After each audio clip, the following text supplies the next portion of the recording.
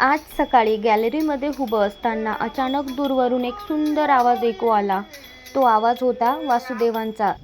तो आवाज इतका गोड होता की क्षणभर सगळं काम थांबवून ऐकतच राहावंसं वाटलं. संपूर्ण वातावरण भक्तिमय झालं होतं. आजच्या धावपळीच्या जीवनात असे आवाज क्वचितच ऐकायला मिळतात. त्यांच्या गाण्यात एक वेगळीच शांतता आणि एक सकारात्मक ऊर्जा होती.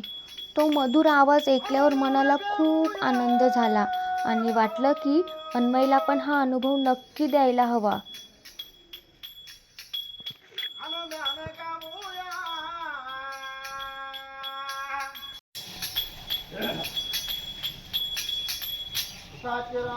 पांडुरंगा धीरदां जलमस्य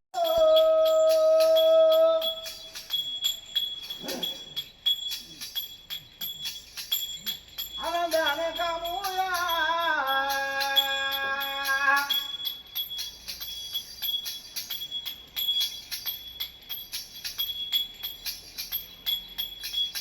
हे राम पुष्प हरी हरी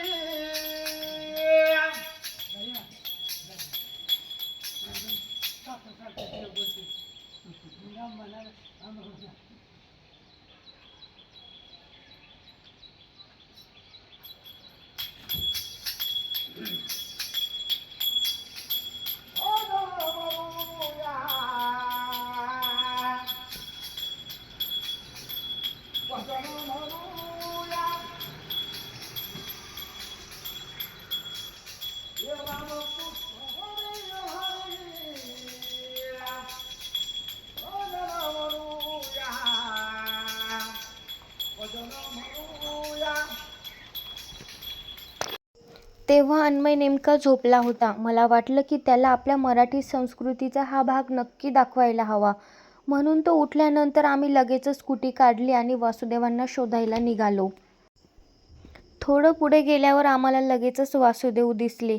अन्मयने पहिल्यांदाच वासुदेवांना इतक्या जवळून पाहिलं. त्यांचे कपडे, डोक्यावरचा मोरपिसांचा मुकुट आणि त्यांचा मधुर आवाज पाहून तो खूपच उत्सुक झाला. मला वाटलं की आपल्या मुलांना आधुनिक शिक्षणाबरोबर आपल्या परंपरा आणि आपल्या संस्कृतीचीही तितकीच ओळख झाली पाहिजे. आम्ही त्यांना घरी येण्यासाठी विनंती केली.